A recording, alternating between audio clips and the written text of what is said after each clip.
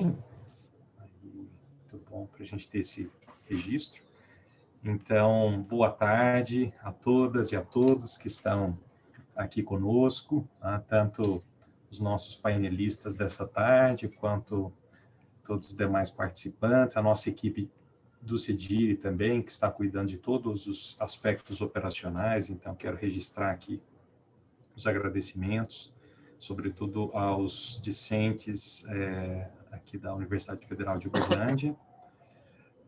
Este é o 7º encontro de pesquisa sobre direito e religião. Fábio está conosco praticamente desde o início, né, dos nossos eventos, e todo ano, né, tem aquela tradicional visita a Uberlândia para tomar um cafezinho, comer um doce de leite, né, Fábio? E aí, nesse ano, infelizmente, a gente não conseguiu realizar, no ano passado também não. No ano passado, nós ficamos sem evento, então fizemos uma série de seminários, né, ao longo do ano, e continuamos com seminários também, e outras modalidades de evento, mas esse encontro de pesquisa nós não realizamos, né, e estamos retomando agora, nesse formato online, né, então com essa 7ª edição. Temos dezenas de trabalhos que estão sendo apresentados nos GTs, né, em diferentes momentos também. Aproximadamente 20, salvo melhor juízo, 28 painelistas ao longo destes 3 dias. Tivemos um seminário, um simpósio ibero-americano, até uma das mesas presidida pelo Fábio, e com 2 painéis, com professores latino-americanos e também espanhóis. E amanhã nós teremos um colóquio internacional, que vai ser no período da tarde, em inglês, além dos outros painéis, né? Então, está sendo um evento muito, muito rico, né? Uma experiência muito interessante. Inclusive, com as participações de amanhã, nós vamos ter pessoas de praticamente todos os continentes participando no evento, universidades, temos também a divisão de tratados das Nações Unidas, aqui, que vai ser representada amanhã. Então, há uma diversidade de participações e também instituições. Eu queria registrar também os meus agradecimentos aos programas de pós-graduação, que são parceiros aqui do nosso evento, né? E no caso aqui, em especial, o programa de pós-graduação em Direito da PUC do Rio de Janeiro, né? Então, mais uma vez, muito obrigado, professores, né? Cristina Vital, Ronaldo de Almeida, Adriano Pilati, e em especial o moderador, professor Fábio Leite. Então, desejo um excelente painel e informo também que, por se tratar de uma sala de webinar, né, as perguntas precisam ser feitas pelo chat. Então, peço aos nossos participantes que registrem ali no chat as suas perguntas e considerações, que a nossa equipe vai estar atenta ali para repassar ao moderador. Tá bem? Fábio. Perfeito, muito obrigado, Rodrigo. Boa tarde a todos.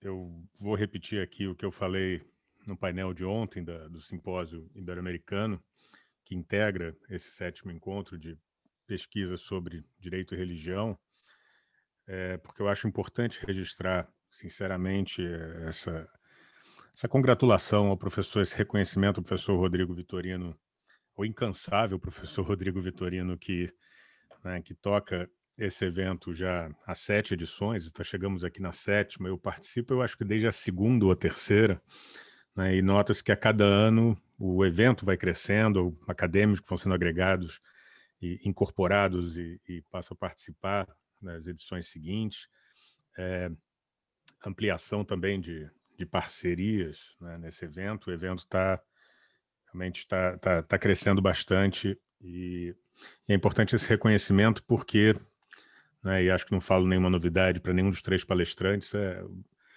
no campo do direito ainda há pouco espaço, né? São poucas as iniciativas para um estudo mais aprofundado sobre esse tema da religião. Na minha ótica, isso tem crescido, né? Mas ainda tem um caminho muito longo para o direito percorrer, dada a importância desse tema. Bom, vamos dar início à sessão de Direito, Religião e Democracia, né, com os professores Adriano Pilati, Cristina Vital da Cunha e Ronaldo Almeida, fazer uma breve apresentação dos palestrantes para darmos início. Professor Adriano Pilati é professor adjunto do Departamento de Direito da PUC-Rio, no qual foi o diretor, é coordenador-geral do Núcleo de Estudos Constitucionais do Instituto de Direito da PUC-Rio, membro efetivo do Instituto dos Advogados Brasileiros, sócio fundador da Associação Brasileira dos Constitucionalistas Democratas, membro dos... e fez o pós-doutorado em Direito Público Romano pela Universidade de Roma, La Sapienza, doutor em Ciência Política pelo UPERJ. Cristina Vital da Cunha, professora associada do Departamento de Sociologia e do Programa de Pós-Graduação em Sociologia da Universidade Federal Fluminense, a UF, coordena o LEPAR, Laboratório de Estudos Socioantropológicos em Política, Arte e Religião, e o Comitê Laicidade e Democracia da Associação Brasileira de Antropologia desde 2019, doutor em Ciências Sociais pela Universidade do Estado do Rio de Janeiro, professor Ronaldo Rômulo Machado de Almeida, professor livre-docente da Universidade Estadual de Campinas, a Unicamp, pesquisador do Centro Brasileiro de Análise e Planejamento, CEBRAP, fez seu pós-doutorado na École des Hautes Études em Ciências Sociais, na França, doutor em Ciência Social, Antropologia Social pela Universidade de São Paulo, a USP. Como o Rodrigo já adiantou, né, nós no final vamos ter um espaço para perguntas que devem ser feitas aqui pelo chat. Cada palestrante tem, combinamos 20 minutos para a sua apresentação, para depois nós termos um espaço para debate. Então, proponho a ordem a professora Cristina Vital, depois o professor Ronaldo de Almeida e, por fim, o professor Adriano Pilati. Então, sem mais delongas, passo a palavra à professora Cristina Vital. Muito obrigada, Fábio, pelo convite para integrar aqui esse evento, que eu prezo muito pelo debate que ele vem fazendo ao longo dessas 7 edições. E, centralmente, nesse período, eu acho que é muito alvissareiro a gente poder conversar sobre esse tema, trazendo pesquisas, né, das universidades privadas e públicas sobre esse tema, que quando é atravessado aí na agenda pública, acho que é tratado às vezes de modo muito apressado, reforçando muitos estigmas. Então é uma oportunidade maravilhosa essa que você proporciona a gente de estarmos aqui reunidos para falar sobre essas interfaces entre religião, direito e política também. Então, fico muito feliz por essa iniciativa, parabenizo os organizadores e também a felicidade de estar aqui com os colegas todos na mesa. Sim.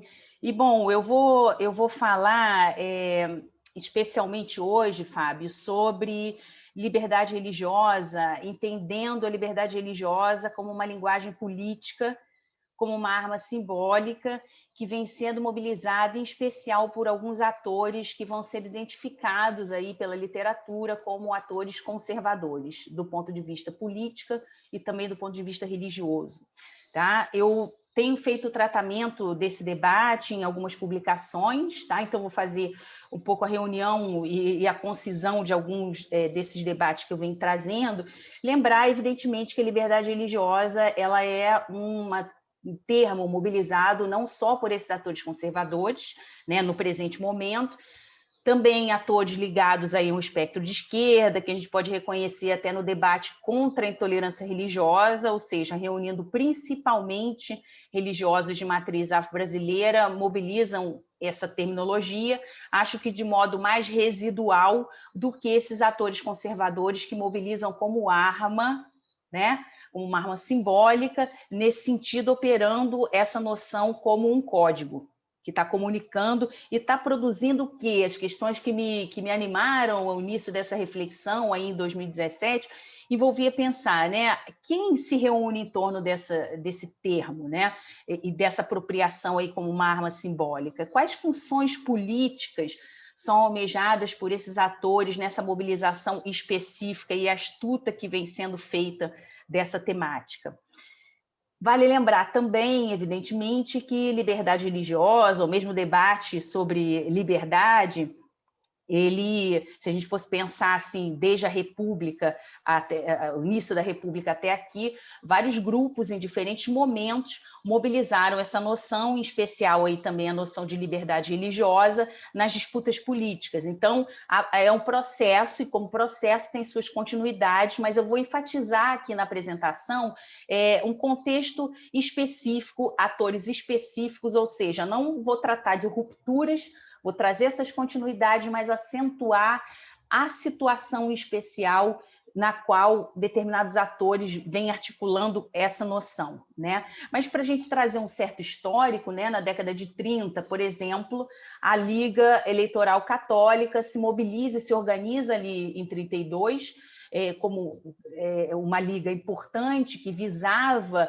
produzir uma bancada católica, né, fortalecer uma bancada católica naquela legislatura, que seria uma legislatura na qual ocorreria uma constituinte, com vistas a garantir a liberdade religiosa, ou seja, era uma tentativa clara, né, de aproximação aí, ou de reaproximação da Igreja Católica com o Estado, né, garantindo o que a gente viu depois, a eficácia dessa mobilização, a garantia de uma relação mais estreita e necessária entre o Estado e a Igreja Católica, que ali no contexto da República apareceu muito informada como uma garantia para todas as religiões, mas tinha uma direção muito clara ali em relação a esses parâmetros que a própria Igreja Católica estava constituindo naquele momento.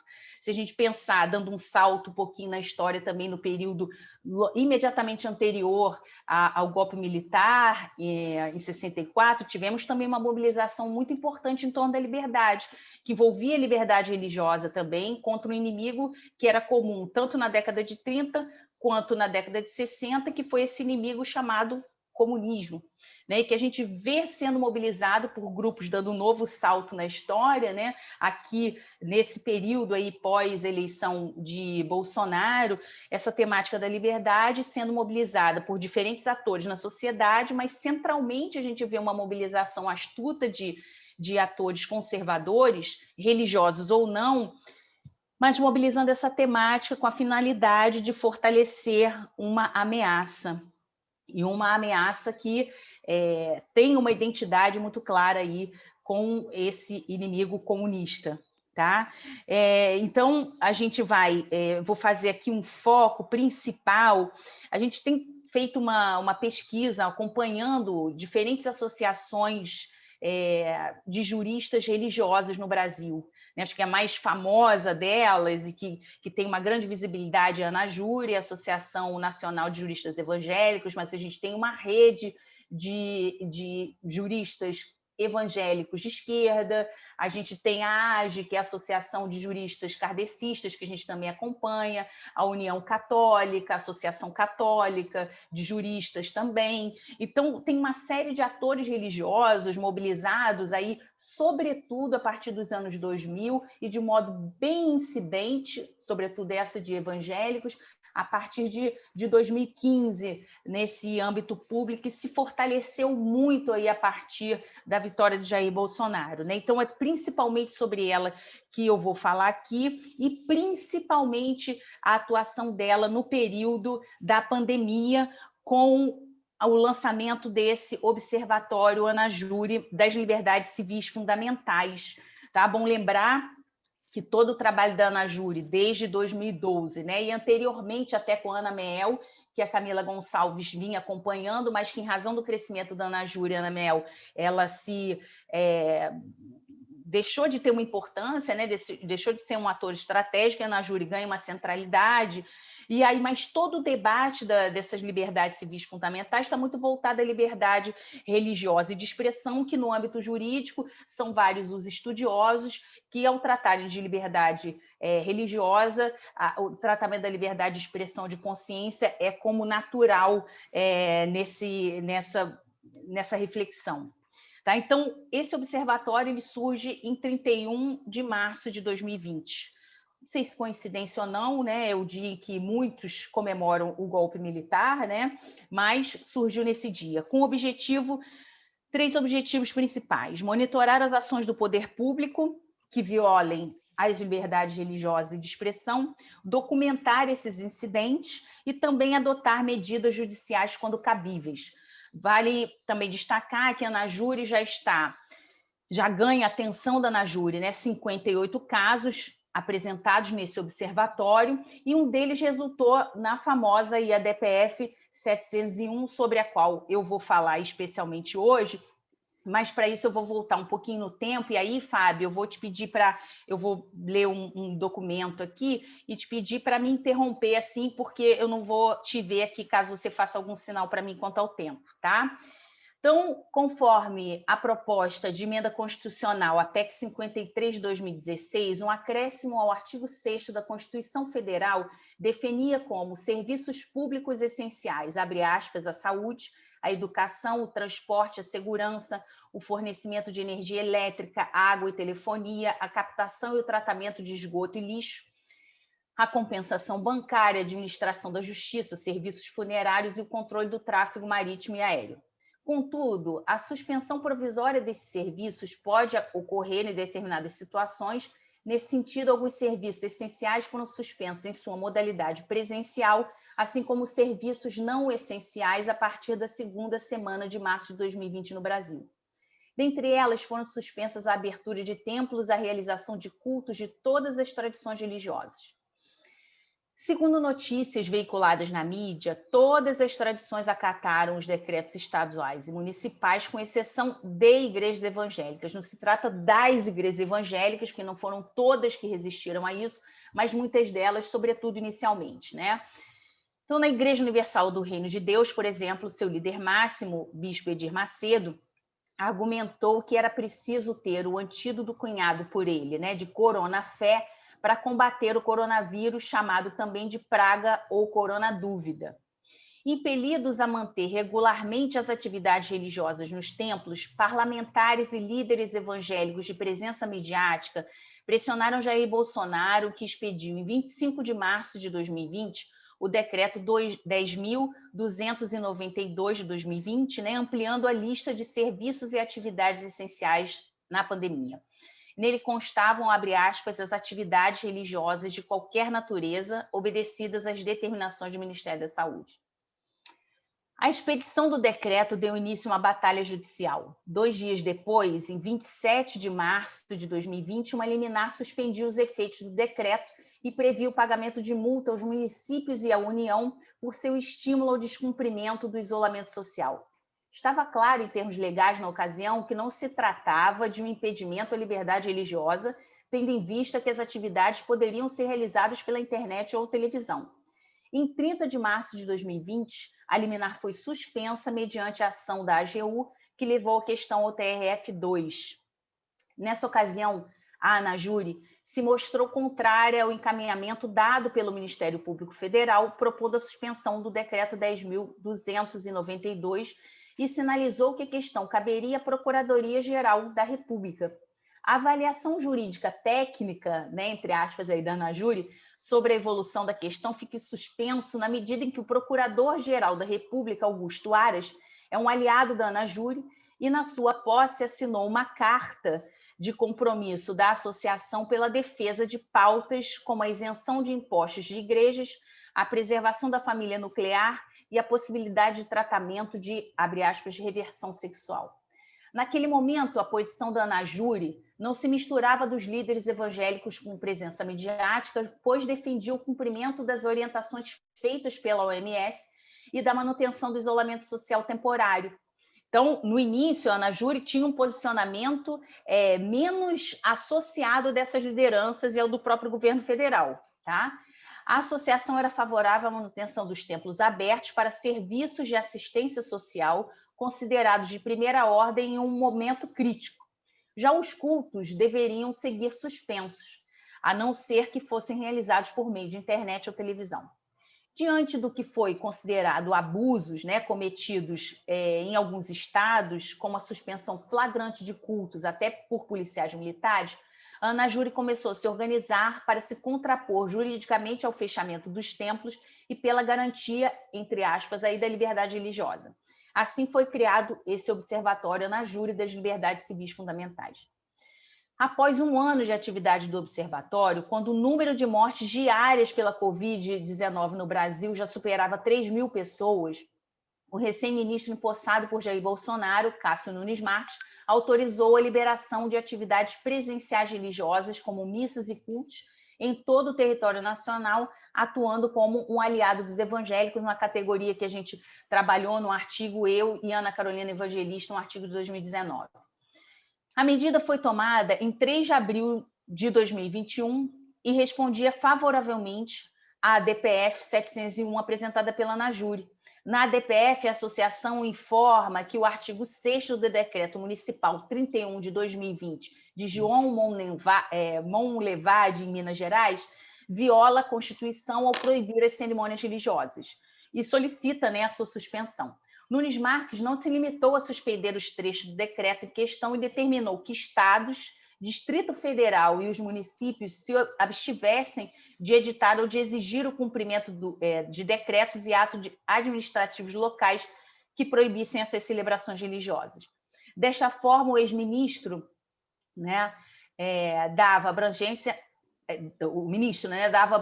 nacional à solicitação da ANAJURE e ratificava uma só vez seu lugar como ADE, como aliado dos evangélicos, e fiel escudeiro de Bolsonaro, que se beneficiaria da decisão junto a outros líderes religiosos. E essa é uma noção que a gente está trabalhando também, essa do terrivelmente evangélico, como uma categoria em disputa, quer dizer, ser terrível. Então, a disputa por ser mais terrivelmente evangélico, como uma dimensão política desse tratamento aí também.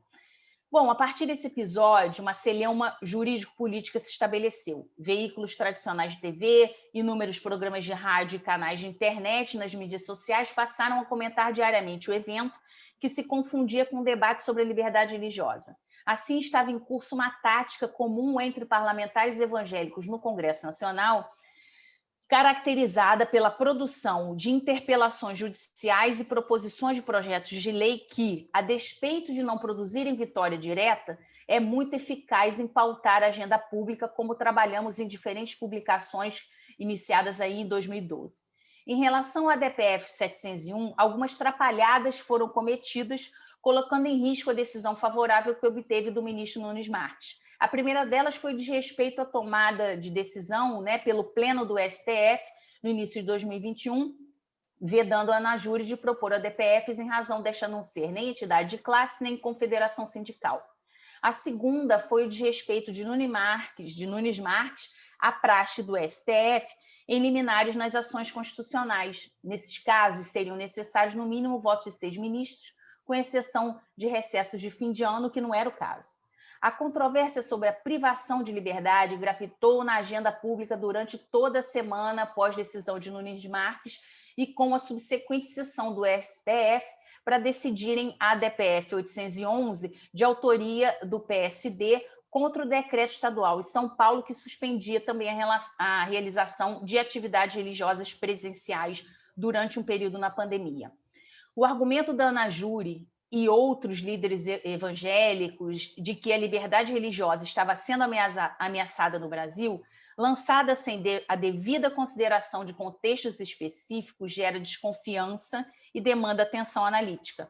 O posicionamento da associação contra o fechamento de templos durante o lockdown em diversas cidades brasileiras está em consonância com as estratégias reveladas por articuladores da Frente Parlamentar Evangélica no Congresso Nacional, como a gente já falou, e também com a busca da criação de um fato político.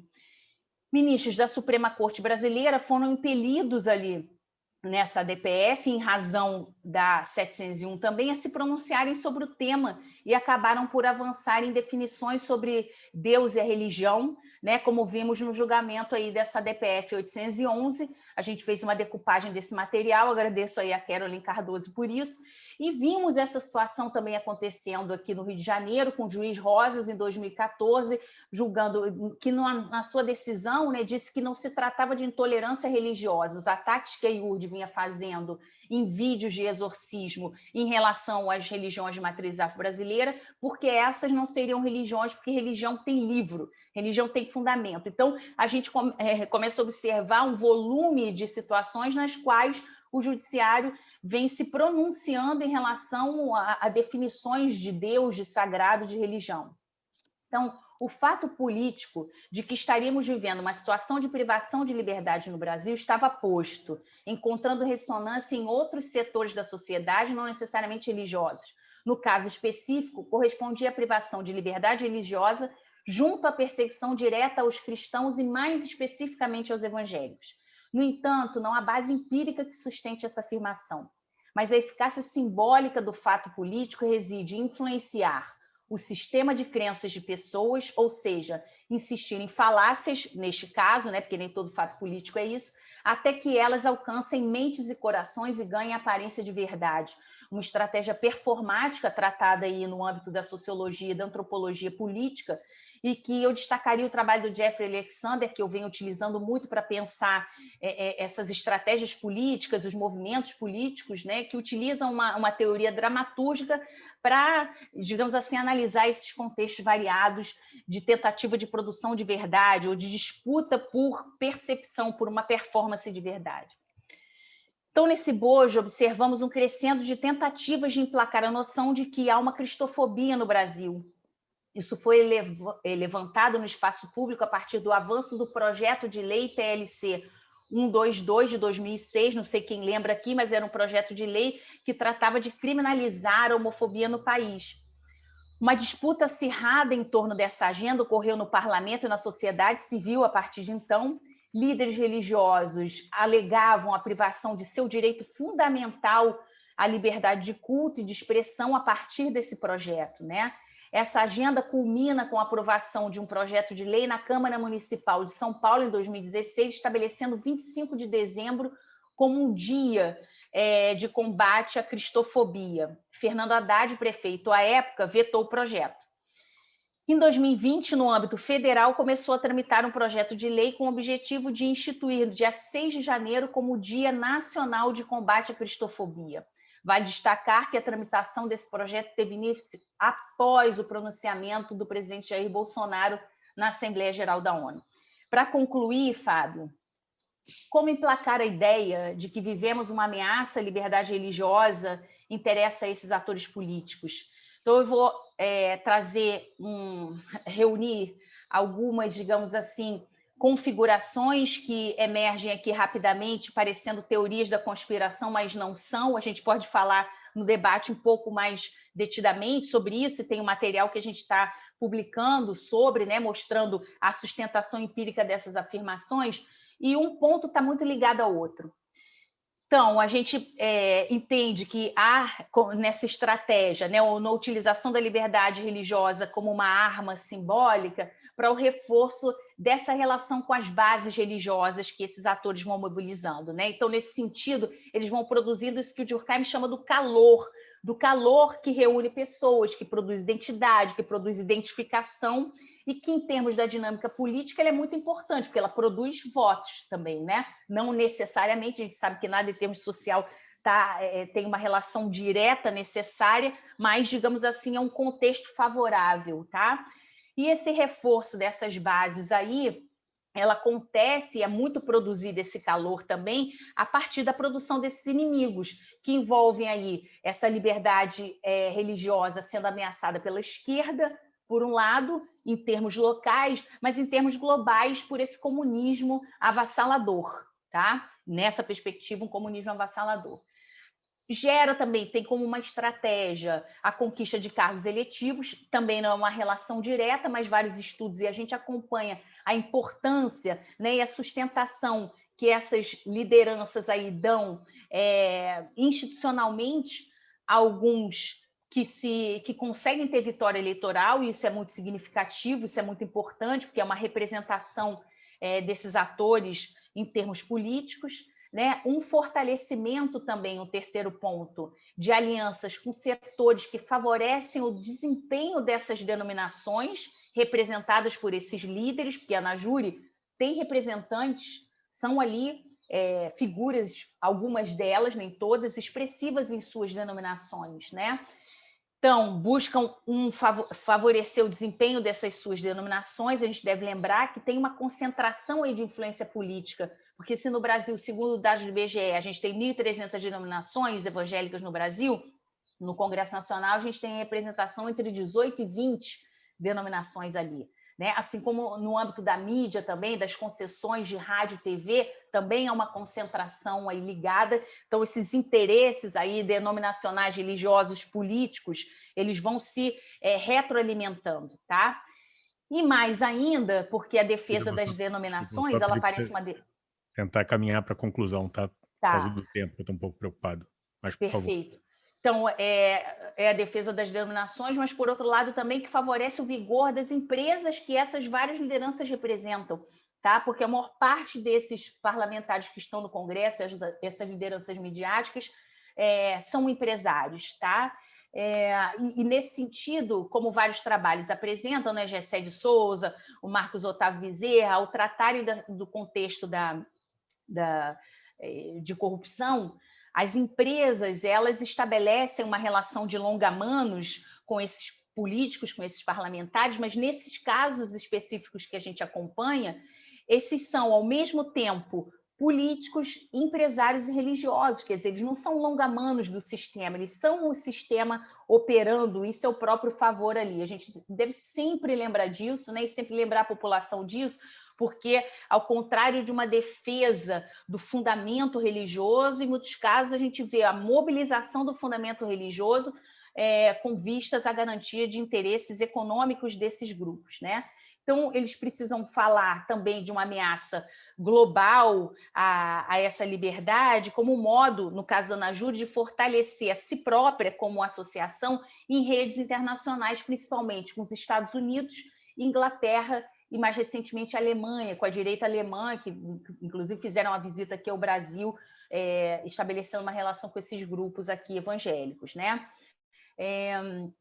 Então, outra questão, a gente não consegue avançar nisso, que eu acho que é um elemento importantíssimo na agenda pública hoje, que é a questão da lei do abuso de autoridade religiosa. Tanto no Brasil como nos Estados Unidos, com Trump, esses atores religiosos tiveram ganhos relativos à ampliação da sua liberdade de expressão e da liberdade religiosa, tá? Que tem ganhos políticos e ganhos econômicos, de novo, porque a lei de abuso da autoridade religiosa ela é absolutamente fundamental para retrair determinados posicionamentos que esses líderes têm. Quer dizer, eles já são proibidos de, no púlpito, fazerem campanha. Mas o que é o púlpito hoje, perto do lugar que eles ocupam nas redes sociais? E aí, nas redes sociais, eles estão livres para falar e fazerem campanha às vésperas, como a gente acompanhou aí em 2020. Então, nessa questão religiosa, digamos assim, é uma ponta, né, em minha opinião, assim, acionada estrategicamente por esses atores que têm interesses outros e que conseguem reunir em torno de si líderes e fiéis engajados na defesa de uma pátria cristã, né, ocultando diferentes outros interesses. Então, obrigada. Desculpa passar aqui um pouco do tempo, Fábio. Obrigado, Cristina. Esse é o lado ruim de ser moderador, ficar controlando o tempo numa apresentação tão interessante. Mas, enfim, para não tomar mais tempo ainda, passo a palavra ao professor Ronaldo. Tá, ok. Boa tarde para todo mundo. Estão me ouvindo direito, Fábio? Tá bom? Legal. Bom, obrigado, Fábio, pelo convite. Parabéns pelo evento. Assim, desconhecia, né? Ótimo conhecer essa rede. E acompanho a avaliação do Fábio há muito tempo sobre o campo, então fico feliz, né, Fábio? Porque, de fato, acho que cada vez mais gente interessada. Eu dei uma olhada, falei, nossa, muita gente interessada, né? Prazer estar com a Cris, mais uma vez, e o Adriano, que eu conheci numa banca, né? Aí na PUC. Prazer estar aqui com o Adriano, contigo. Bom, vamos lá. Eu trabalho muito com a Cris ultimamente, que a gente está na comissão da ABA, né? Laicidade e Democracia. E a gente se fala muito, mas a gente não tinha se falado a respeito daqui. Então, acho que tem uma coisa que a gente vai... Bom, vou falar próximo, né? Está escrito aqui, você vai ver. Melhor eu seguir aqui o meu esquema, sem reagir ainda ao seu, mas ele vai ser complementar, me parece.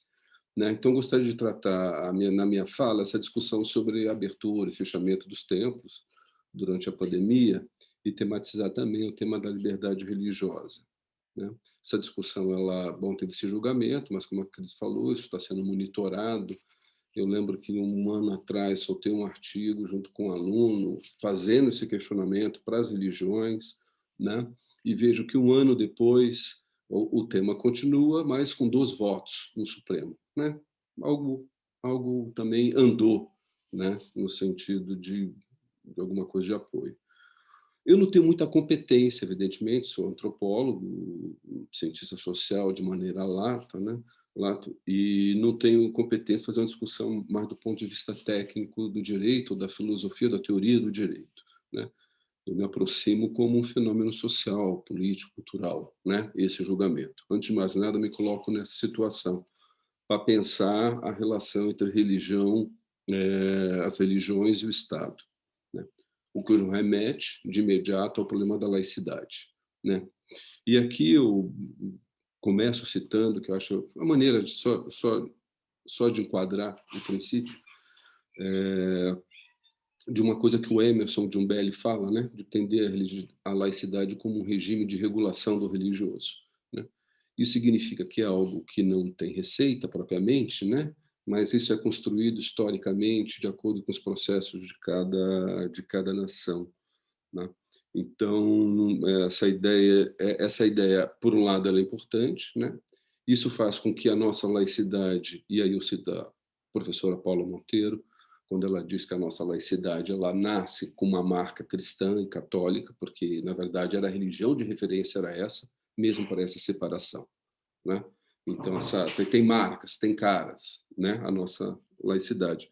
Só que se ela tem essa característica inicial católica, ela se complexifica com uma mudança demográfica do campo religioso lá pela metade do século, que tende ao pluralismo, né? De um ponto de vista demográfico ali. E depois uma outra virada, numa outra volta no parafuso, que a gente pode pensar nos anos 80, que é onde um desses vetores de pluralização sai do seu apoliticismo e vai para a esfera pública, né? Participar como uma religião pública, né? Ativa, e aí no sentido público, de religião pública, como Casanova fala, né? Não só participa do espaço público, mas participa da disputa do ordenamento desse espaço, né? É nesse nível de entrada que se tem, né? O que faz com que a religião, enfim, se a religião é regulada, ela também quer regular, né? As religiões, esse espaço. Esse movimento, né, de religião pública, a gente claramente ali pós-constituinte, no caso dos evangélicos, eles vão do executivo, no legislativo, inicialmente, depois ocupa o executivo e, mais recentemente, talvez uma década, a gente vê uma certa explosão no judiciário, já a própria Cristina tem chamado a atenção disso há algum tempo, né? Que é um campo como que lá, um campo católico, predominantemente católico, né? O que faz com que a gente não veja muitas digitais da Igreja Católica, mas também espírita, devido à escolaridade, classe, de repente ele começa a aparecer todo esse campo de justiça, a presença evangélica desse ator. E vai militando, né, pelo menos em 2 grandes frentes que eu vejo no plano desse ordenamento jurídico, né, desse espaço público. Eu acho que numa coisa geral que se chama família tradicional, que a gente pode botar aí aborto, heterossexualidade, família heterossexual, casamento gay, adoção, sei lá, toda essa temática que envolve corpo, gênero, família, né? Eu estou chamando tudo de um grande pacote. Família tradicional é um campo de disputa. E um outro forte é o da liberdade religiosa, né?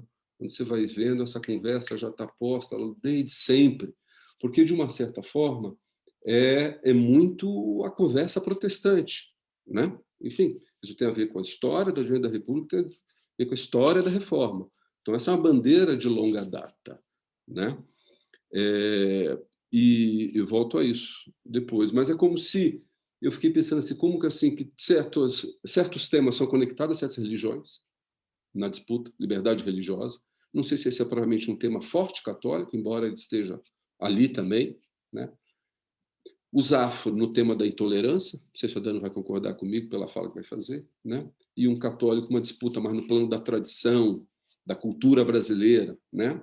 Então, mais ou menos assim, campo de atuação, né? E eu vejo que, aí pensando um pouco nisso que, no final da fala da Cris, né? De um conservadorismo que tem aquilo que é o Andy Brown, num livro recente chamado As Ruínas do Neoliberalismo, ela fala dessa expansão, né? De uma esfera individual, nessa ideia de liberdade, expressão individual, né? Para o espaço público, ou da chamada esfera pessoal protegida, onde pega a dimensão da família, as regras familiares, os valores familiares, e tenta colocar isso no espaço público. Né? É um pouco, acho que essa ideia de indivíduo e família e comunidade religiosa ocupando mais o espaço público, aquele que seria o plano da sociedade. Depois, um pouco, eu vou falar um pouco essa conexão que eu vejo esse vetor trabalhando. Né?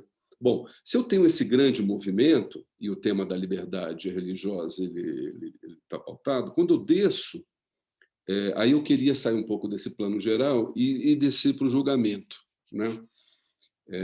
Um pouco e lê-lo, né? A partir da uso desse conceito de liberdade. E, afinal de contas, a Cris fez uma coisa sobre a rede, né? Eu fico assim um pouco, quem era aquela rede que compõe os amigos Cúria que fizeram a defesa? Eu acho que, para a gente que estuda religião, mas, assim, eu sei que é importante estudar o voto, mas eu fiquei mais interessado nos outros, porque me parecem atores, um campo comprometido religioso com essas questões. Acho que o Nunes ali estava num jogo político, né? No ordenamento, eu acho que aquilo lá estava meio pronto para ele. Os outros me parecem comprometidos e para decifrá-los é interessante. A Cris falou da Ana Júri, né? E o Fábio tinha me falado que você ia falar, eu falei que eu não vou falar da Ana Júri, até porque eu acho que você conhece bem mais, né? Mas eu queria chamar a atenção de um outro, assim, de um outro que estava lá, mas vamos pensar a composição ali. Tinham amigos Cúria de 2 partidos, 2 católicos, tradicionalistas, o Instituto Dom Bosco, né? Quase monarquista, né? 3 evangélicos, o Conselho de Pastores, a Ana Júri, mais um outro, e um católico evangélico, era desse que eu queria falar, que é o IBDR, né? Que é direito à religião, né? Está aqui um pouquinho. Porque eu acho que ali, me parece que tem algo interessante de se observar, porque eu vejo um campo religioso, jurídico, de uma certa forma, fornecendo quadros para o governo Bolsonaro, tendo talvez mais a ver com esse grupo, né? Em parte, não só com a Ana Júri, mas com esse grupo também, onde claramente a gente vai encontrar religiosos católicos, evangélicos, mas certos católicos e certos evangélicos, né? O presidente emérito é o Ives Gandra, né? Sua filha faz parte, tem outro filho que faz parte, e outras pessoas que a gente reconhece enfim, de pertencente àquilo que é conhecido da Opus Dei, né? E também uma presença de evangélicos protestantes tradicionais reformados, de matriz calvinista, né? E que se intitula também de neocalvinista. E quando você vai ver esse campo, ele se estende por um conjunto de outras instituições. Eu queria chamar, em particular, que muitos deles são professores ou passaram pelo Mackenzie, né? Como se fosse uma espécie de fornecedor de quadros para esse setor, né? Do direito à religião, e articulados em torno de uma teologia política, uma teologia natural, e que tem extensões que passam por outras instituições ainda, UBRA, que é uma universidade luterana do Rio Grande do Sul, Univangélica no Centro-Oeste, formando um certo campo intelectual, jurídico do direito, que passa pela teologia e filosofia, que eu acho um lugar diferente, talvez, da Ana Júri, mas também um lugar onde produz um pensamento, né? E eu vejo essas pessoas escrevendo. Tem 2, pelo menos, que têm artigos, coluna na Gazeta do Povo, de Curitiba, que também é um jornal que vale... Eu não vou me desenvolver muito aqui, mas só para dizer que também seu líder, publisher, né, conectado também ao Opus Dei, ele tem todo o ideário conservador, claro, que onde você vai vendo que estão gravitando, né, esse campo religioso do direito, que, de uma certa forma, está ali no governo Bolsonaro, eles fazem conta, onde a Mendonça frequenta, né? Me parece que tem essa conformação, e eles fizeram uma defesa, né? E aí, mapeando esses amigos Cúria, eu fiquei pensando assim, mas afinal de contas, quem está reivindicando, no final de contas, essas coisas? Né? Assim, os islâmicos estão lá, os judeus estão, os espíritas estão pedindo abertura, a Igreja Católica está pedindo, a CNBB se manifestou, Dom Dílio falou que ia manter o templo fechado, né? Tem católicos, mas quem são? E tem evangélicos, mas também são todos, porque, como a Cris disse, tem uma grande parte, uma parte considerável que fechou, né? Os templos, e não fez esse discurso da igreja perseguida, né? Porque não coloca esse problema. Então, acho que, em primeiro lugar, é isso. Quem é que estava lá, né, fazendo essa reivindicação? A segunda coisa que me chama a atenção, e aqui eu queria recuperar um sociólogo, gosto sempre de lembrar dele, sociólogo da religião, já falecido, mas que estaria se divertindo nesse momento com seu deboche, que é o Flávio Pierucci, que na época do chute na Santa, ele escreveu um artigo, porque quando houve o chute na Santa, os evangélicos saíram, bom, estamos nos perseguindo, a Rede Globo nos está perseguindo. E ele pergunta, perseguindo e falta de liberdade religiosa. E ele faz uma declaração, não há falta de liberdade religiosa nesse país. Eu acho que é provocador lá, e assim, esse momento... Que história é essa? Porque fica numa tecnicalidade, mas o que é isso? Falta de liberdade religiosa e igreja perseguida, né?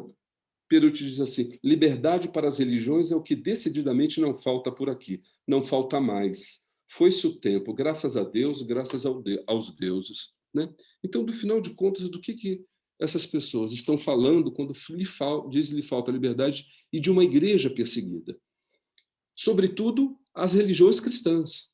E aí o Pierucci chama assim de uma espécie de efeito de retorção. Você acusa o outro aquilo que, na verdade, você faz parte. Porque se existe religião perseguida aqui, são as religiões afro. Boa parte dela pelos cristãos neopentecostais, né? Então, assim, eu falo isso porque tem um discurso mais técnico do direito, mas eu estou perguntando a repercussão disso no campo, né? A legitimidade desse argumento e a contradição dele.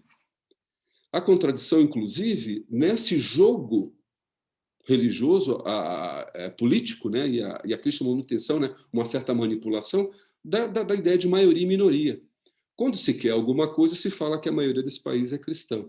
Quando não se quer, diz que a minoria é perseguida, né? E fica jogando com isso politicamente, esse negócio, né? Então tem uma dimensão, ao meu ver, complicada, e aí citando o Pierucci, né? Está reclamando do quê, né? Estão reclamando do quê, né? Com tanta liberdade nesse país. Esse é o ponto. Eu entendo que, do ponto de vista jurídico, isso tem que estar localizado em algum lugar, né? Mas, do ponto de vista do discurso político, me parece complicado aceitá-lo, tá?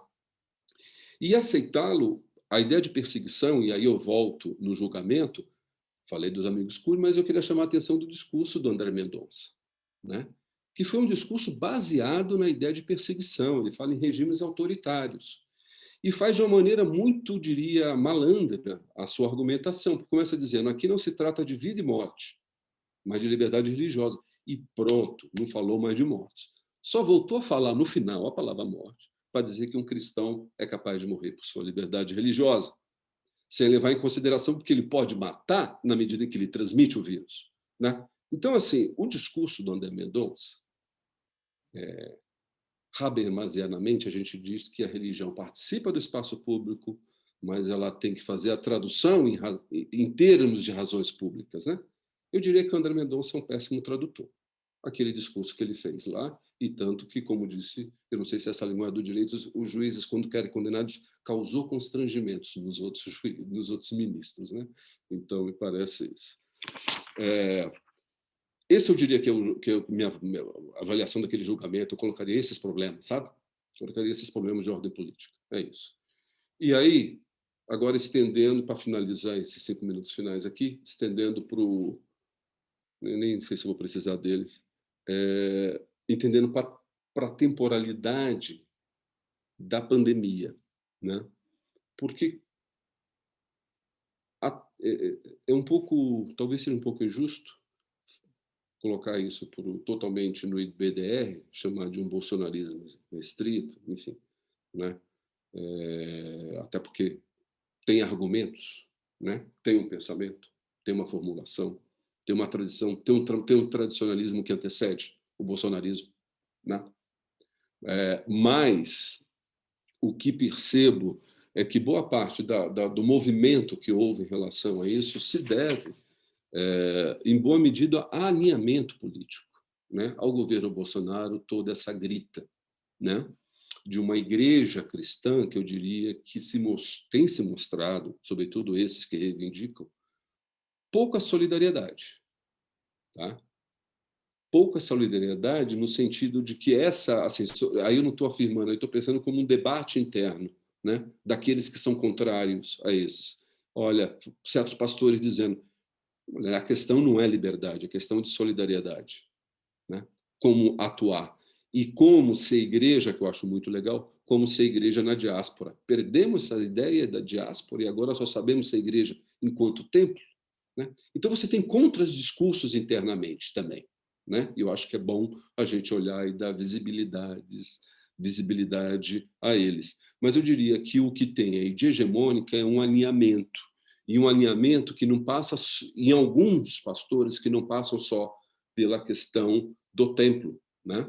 Foi o templo no começo da pandemia, depois virou máscara sendo associada à besta, enfim, não vou fazer o movimento aqui, uma coisa apocalíptica, depois a vacina, que era chinesa, e depois a coisa do templo. Você vai vendo que tem vários pastores que estão militando, né, desde o começo, nesse alinhamento, né, gerando confusão. Né? O que me faz pensar e falar, eu tenho falado isso, eu já falei umas 2, 3 vezes, né, que eu tenho trabalhado, eu acho que a gente fala muito de comissão da verdade, né? Daqui a um tempo a gente vai ter que fazer uma comissão da verdade sobre esse período, mas uma comissão da... Eu tô preparando meu material desses religiosos que disseram para não vacinar, que era coisa de Satanás, porque tem uma... Eu acho que a gente tem que produzir isso também daqueles que jogaram contra, atrapalharam para um julgamento lá na frente. Não sei se é criminal, mas moral, né? Que eu acho que tem que ter. Bom, era isso. Obrigado, Fábio. Obrigado, professor Ronaldo.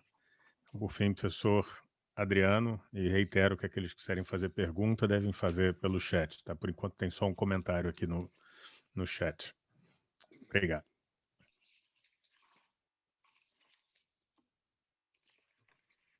O microfone está desligado, Adriano.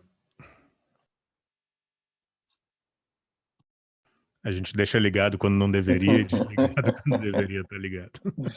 Então, de novo, né? Em primeiro lugar, boa tarde a todas, a todos. Quero agradecer o convite da Universidade Federal de Uberlândia, na pessoa do Rodrigo Vitorino e dos demais organizadores, parabenizá-los, né, por esse encontro, sobretudo por ser, não é, um encontro recorrente, coisa muito difícil, né, de se manter nas condições que temos vivido, e agregador, crescentemente agregador, do qual eu anualmente, pontualmente ouço, né, o report, né, pelo Fábio. É uma honra poder estar aqui com vocês, poder, né, compartilhar essa reflexão com Cristina, que acabei, né, de ouvir com muita atenção e bastante impressionado com Ronaldo. Já nos conhecemos, é um bom reencontro, é mais uma oportunidade de agradecer a contribuição que tem dado à pesquisa do meu Desorientando, né, o Fights, né, que está trabalhando um horizonte muito interessante, né, com neopentecostalismo e neoliberalismo. Agradecer ao Fábio, né, culpado por esses minutos em que eu terei que ser suportado.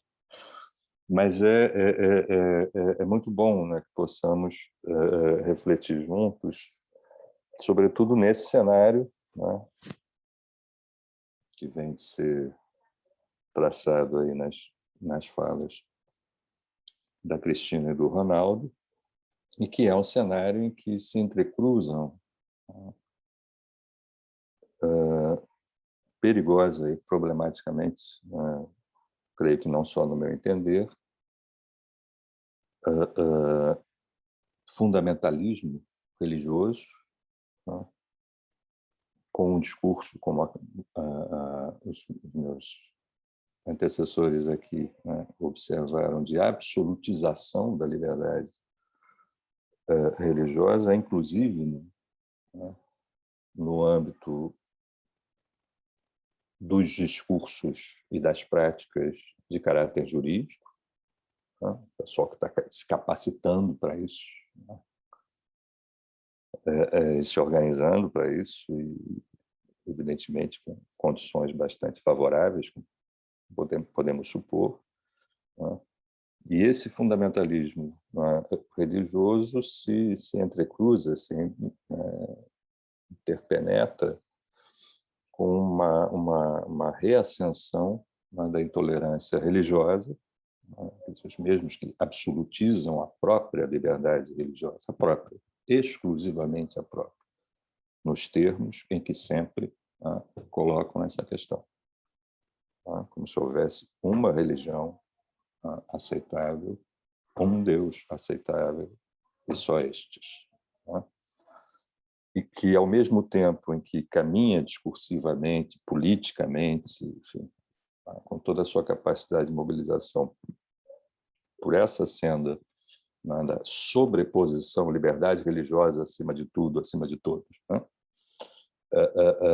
opera, né, no mínimo, mas é um mínimo, né, porque o mundo cru da empiria nos vem fornecendo elementos cada vez maiores de outras, né, práticas, no campo do fomento à intolerância interreligiosa, né? A intolerância com relação à religiosidade do outro, e aqui com um endereço muito preciso, né, que vem se somar a um conjunto de fatores que contribuem aí para a configuração de um certo processo de genocídio cultural em âmbito nacional, né? Esses movimentos fundamentalistas se instalam, né, se radicam, se ocupam, né, territórios tradicionalmente, historicamente, plurisecularmente identificados, né, com a religiosidade de matriz africana, e, a partir dali, começam as suas guerras santas contra a liberdade religiosa do outro, né? Mas isso não se retém, né, como se observou aqui, é muito, ao mesmo tempo, dramático, mas, por outro lado, satisfatório ver que há uma convergência de olhares, né, aqui nessa mesma, porque isso também se interpenetra, se entrecruza, né, se retroalimenta com o extremismo político, né, de caráter, no mínimo, conservador e, em geral, reacionário, francamente reacionário, né, e, ao menos no Rio de Janeiro, isso pelo menos há mais de uma década, com o crime organizado, na ocupação de territórios, né,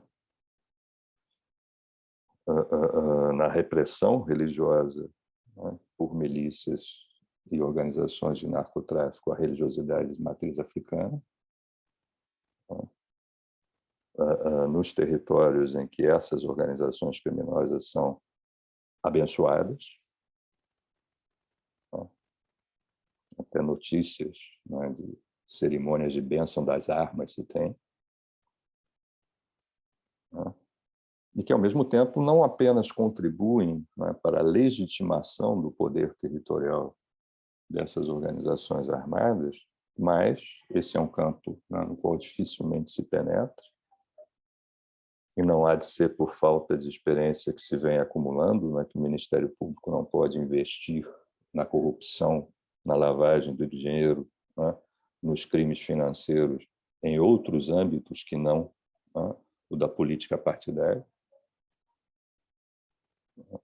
possivelmente práticas de lavagem de dinheiro para essas organizações, dada, né, a imensa facilidade no fluxo, né, monetário que essas organizações sabidamente apresentam, né?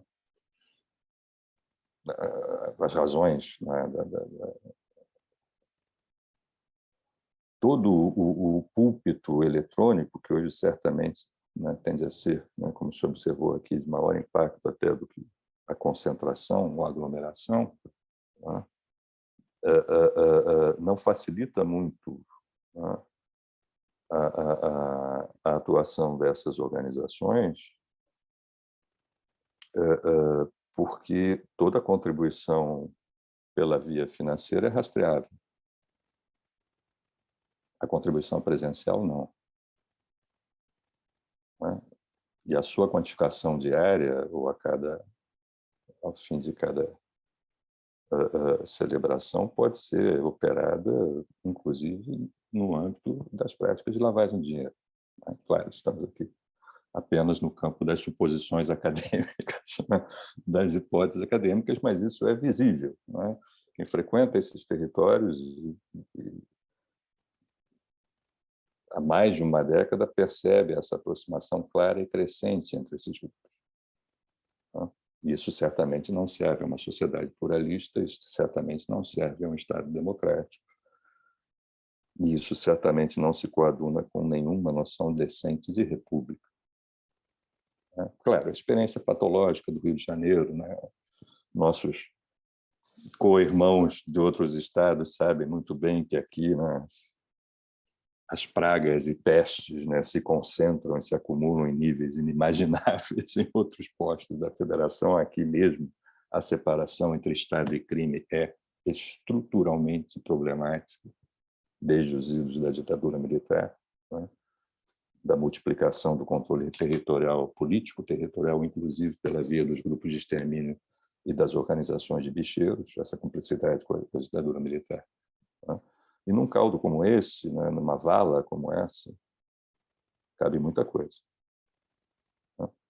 E é justamente por aí, né, você vê os personagens, como eles circulam, com quem eles convivem, né, que se constrói uma face extremamente problemática do ponto de vista da construção de uma sociedade democrática, pluralista, tolerante, né? A sociedade que se quer no artigo 3º da Constituição. Né? E de um Estado laico, de uma república laica, que seja garante disso. Velho, né?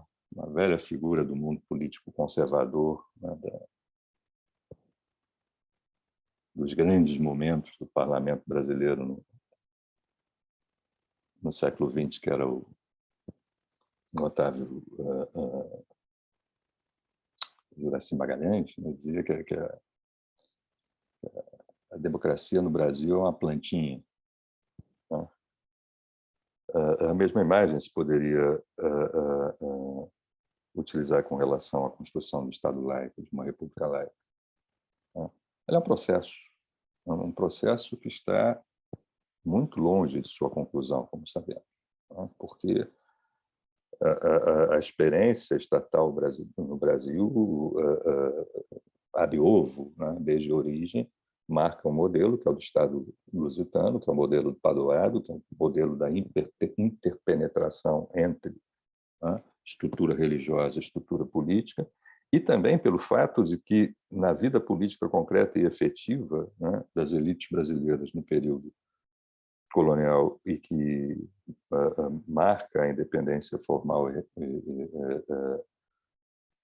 do Brasil, grandes quadros da vida política eram religiosos.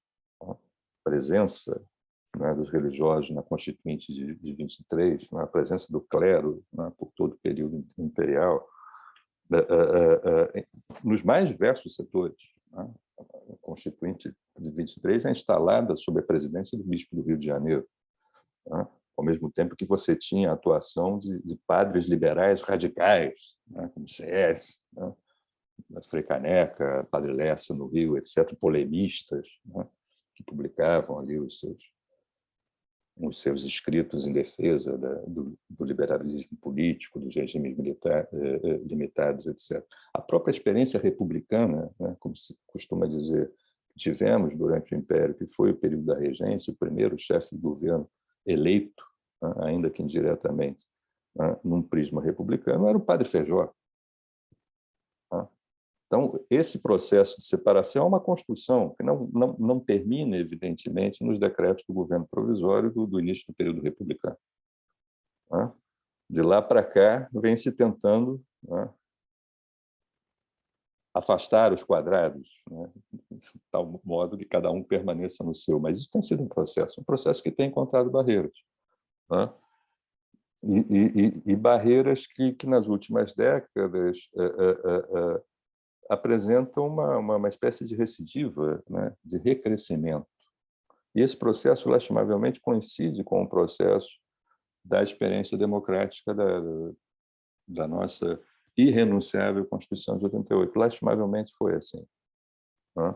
Porque no final dos anos 80, e sobretudo no início dos anos 90, que se dispõe fartamente da coisa pública, e naquele momento, hoje isso até poderia ser relativizado, não com relação aos mais pobres. Né? A pandemia nos colocou com os pés no chão com relação à pretensa inclusão digital. Né? O que existe para os mais pobres ainda hoje, em termos de comunicação de massa, é a TV aberta. É o radinho. Né? E desde o final dos anos 80, né, e sobretudo no início dos anos 90, e passando por governos de diferentes partidos, diferentes presidências, você tem o Estado brasileiro, a República Laica Brasileira, colocando à disposição, de maneira diferenciadíssima e privilegiada, em favor, né, de organizações ligadas a esse grande campo. Né? É um campo, tem muita coisa diferente, tem muita nuance ali, né? Mas em algumas coisas, fundamentalmente, esse campo é homogêneo, sobretudo, né, no seu caráter social, reacionário, no conservadorismo dos costumes, como sabemos, né? Farta distribuição de concessões públicas, de meios de comunicação de massa, né, para o proselitismo religioso e a promoção da intolerância religiosa contra outras correntes religiosas.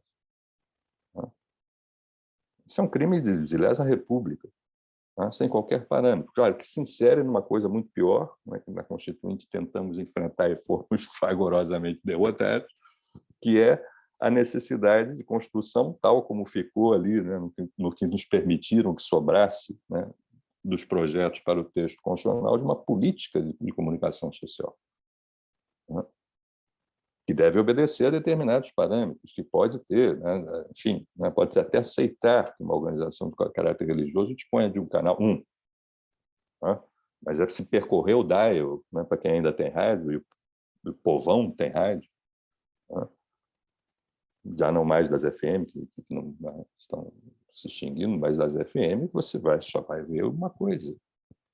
Né?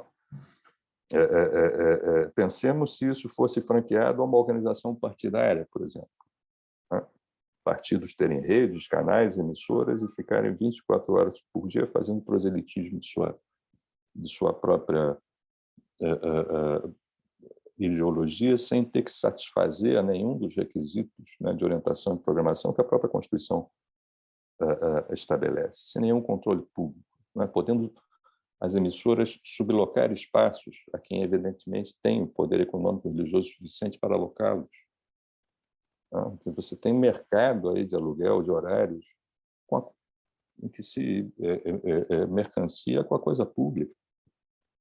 Essas são questões que podem ser institucionalmente enfrentadas. Porém, né, o olhar sobre as instituições republicanas encarregadas, né, supostamente, de velar por isso, aponta um crescente aparelhamento das instituições públicas por parte do fundamentalismo religioso de matriz neopentecostal. E similares, genéricos e similares, né? Eventualmente setores mais reacionários da própria Igreja Católica e assim por diante. Né? Setores que hoje nós podemos dizer com uma certa tranquilidade antipapistas, no seu reacionarismo. Né? Porque cada vez mais você tem juízes, né, juristas evangélicos, seja lá o que isso for, é do jogo. Liberdade de associação, liberdade de expressão, liberdade de pensamento, vamos nós. Né? juristas flamenguistas, enfim, o que for. Agora, juízes evangélicos, terrivelmente evangélicos, promotores evangélicos, procuradores evangélicos, delegados de polícia que lá na ponta vão dizer se o crime foi de vilipêndio religioso ou de dano, conversando com quem pesquisa os atos de vandalismo promovidos por essas organizações, se não por elas, né, materialmente auxiliados, relata essa dificuldade da própria classificação penal, né, e a dificuldade que isso apresenta para a pesquisa, para o mapeamento, né, efetivo dos casos em que a intolerância religiosa chega a algum nível. Não chega nunca. Né? Se passar pelo delegado evangélico, vai parar no promotor evangélico. Ou, em último caso, no juiz evangélico de primeiro grau. Né? Então, o que você tem de um ponto de vista republicano?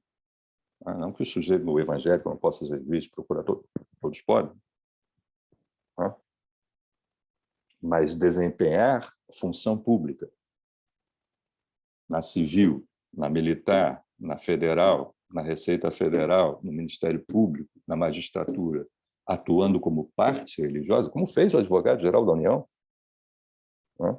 E mereceu uma contundente cotovelada lá do ministro relator naquela sessão interminável, né?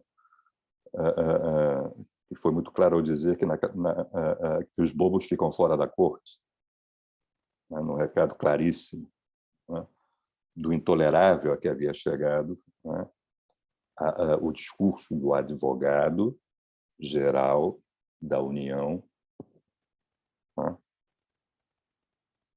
pivô da República Federativa do Brasil, que né, constitui um Estado democrático de direito, fazendo um discurso com premissas, desenvolvimento e conclusões de caráter teológico, né, no indevido desempenho da função pública. Claro, a gente sabe que, com relação a esses fenômenos, né, a repressão, a criminalização, etc., talvez não sejam os meios mais eficazes, mas há lesões aqui evidentes à República, há crimes contra a saúde pública, né, há crimes até mais graves, né, com relação àquelas aproximações a que me referi inicialmente, que demandam uma ação republicana eficaz. Os conselhos de magistratura, os conselhos, né, nacionais e estaduais dos ministérios públicos têm que velar para que o desempenho, né, das funções judiciais e ministeriais seja o desempenho de um agente de uma república laica, que vai decidir com base na Constituição e não em qualquer livro reputado como sagrado. Conhece-se, né? Já se tornou folclore o caso de um juiz muito em evidência nos refletores nos últimos anos passados, né, que, ao chegar em sua vara aqui no Rio de Janeiro, disse: olha, que Constituição, que nada, daqui para diante o que vale é a Bíblia aqui nessa vara. Né? Dizer, esses conselhos nacionais, que têm a missão de velar pela ordem republicana, devem velar pela lisura da conduta. E bem assim como se apontou a questão do abuso do poder religioso na esfera eleitoral. Né? Não para impedir, né, que evangélico vote em evangélico, que haja representações confessionais, mas isso é da história do parlamento brasileiro e não é por aí que se resolve. Talvez se resolva pela escola pública republicana, laica, que possa abrigar durante 12 horas qualquer criança brasileira, como propôs uma vez, né, um grande zelador da República Laica no Brasil, que foi o governador Leonardo Brizola, que tinha, dentre outras, no projeto dos CIEPs, essa preocupação. Preciso que elas cresçam em ambiente laico. Então, nós temos fenômenos institucionais que interpelam o direito. E, justamente por esse processo de aparelhamento, as respostas tardam. A gente pode contar com elas, por enquanto, na Suprema Corte. O julgamento da DPF 811 foi exemplar com relação a isso.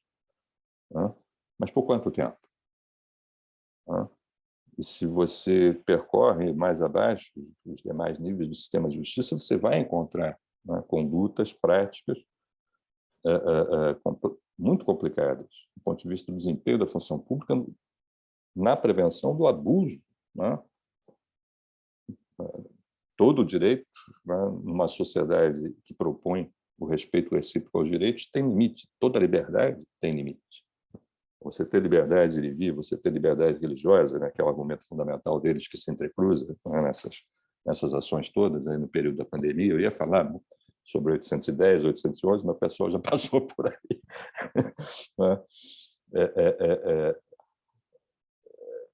Não elimina o fato de que você não pode, de repente, parar às 6 da tarde no meio da Avenida Brasil e começar a celebrar um culto.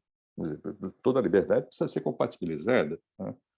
E aqui, essa absolutização, né, do direito à liberdade religiosa, que está fora das instituições e crescentemente dentro delas, né, isso é mais perigoso, isso, em princípio, né, seria mais nítido, né, do ponto de vista do enfrentamento, do questionamento dessas práticas, apontam para um cenário muito preocupante, né, em que se quer sobrepor, ao fim e ao cabo, a liberdade de culto ao direito à vida, ao direito à saúde. Esse foi o sentido mais profundo, né, daquela decisão de 9-2. Na ADPF 811, porque na ADPF 810, também distribuída ao mesmo relator, o ministro Gilmar, considerando anterior decisão unânime, né, do plenário, na ADPF 703, considerou essa associação de juristas que já foi citada aí, né, carente de legitimação, né, para a propositura de ADPF ou de ADI, né, por não se enquadrar nas classificações constitucionais permitidas, né. Como observou a Cristina, a decisão, né, o voto do ministro Castro foi absolutamente desastrado e equivocado, porque contrariou essa recente decisão, né, inclusive, né? E você percebe claramente que a estratégia é absolutizar esta liberdade compreendida, né, na sua materialidade, na liberdade destas correntes religiosas. Então, penso que aí, do ponto de vista de quem reflete sobre a atuação das instituições e o impacto, né, desses fenômenos sobre as instituições republicanas, nós temos alguns, né, pontos que eu escolhi pontuar aqui. Outros eu fui deixando de lado à medida que as intervenções de Cristina e Ronaldo avançavam, porque eram convergentes, né? Mas me parece que aí nós temos fenômenos, né, que desafiam, né, o jurista, que desafiam o legislador, né, que desafiam, né, o sistema de justiça considerado no seu todo, portanto, a atuação, né, não apenas judicial, mas também administrativa do Estado nessa esfera, porque é preciso, né, e não se trata nem de avançar, não seria nem a prioridade essa no campo da normatização, porque já existe normatização adequada para responsabilizar, né, pessoas por uma série de condutas que foram aqui mencionadas, sobretudo nessa quadra, a questão dos crimes contra a saúde pública, né? Então, nós temos elementos aí a partir dos quais é preciso, né, que os agentes institucionais da República e o próprio pensamento, né, que examinando bem a realidade sempre produz contribuições do ponto de vista das decisões públicas, possam se debruçar, porque esse processo é crescente e é celeramente crescente, como é celeramente crescente, né, o outro conjunto, né, de anomalias com que ele se congraça, né, sobretudo o crescimento do extremismo político, né, e do reacionarismo social e econômico em nosso país. Era essa a contribuição que eu queria trazer aí. Agradeço a todos pela paciência. Obrigado, professor Adriano. Eu tinha planejado para ser um moderador bem minimalista, de fica no canto, não mexe em nada, só passa o microfone, mas eu só queria fazer uma um pequeno, rápido comentário a partir do que o professor Ronaldo mencionou a respeito dos amicus curiae, né, no Supremo Tribunal Federal. Na verdade, são duas notas, assim. A primeira é só de que na DPF, acho que 701, né, que era o relator Nunes Marques, que o Supremo Tribunal Federal não julgou porque perdeu o objeto, né, de certa forma.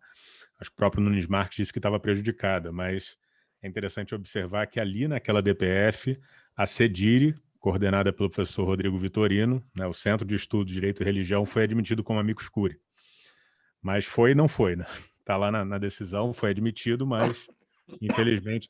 Mas eu queria ressaltar porque justamente são figuras como a CEDIRE, na minha opinião, só como um exemplo, né, que legitimam o que deveria ser um amicus curiae, né? Mas não é aquilo que a gente vê na prática, verdadeira contribuição. Então, acabou sendo interessante, de uma certa forma, né? Always look on the bright side, né? Olhando o lado bom, de que o que aconteceu no julgamento, aquela manifestação dos advogados do AGU, talvez, quem sabe, sendo muito otimista, lance luzes para a problematização do que tem sido o amicus curiae, porque não foi a primeira vez, né? Mesmo no ensino religioso, a gente está criando uma figura de amicus curiae bem complicada aqui no Brasil, que não encontra paralelo no mundo. Nos Estados Unidos, por exemplo, você tem que estar muito preparado para ser amicus curiae, você vai ser interrompido por um ministro da Suprema Corte para responder.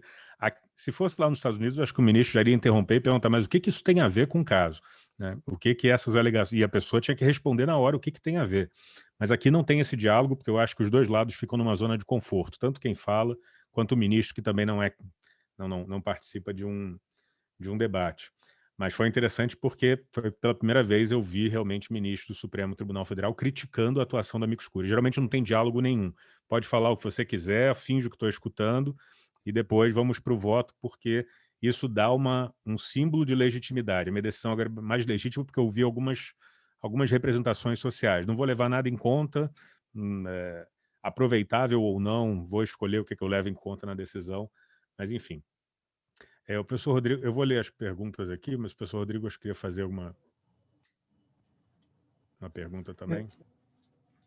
Sim, na verdade, acho que as três falas provocaram assim, muita reflexão e tem muita coisa que eu gostaria de falar e de perguntar, né? Mas eu acho que eu vou nessa mesma linha aí que o Fábio estava comentando.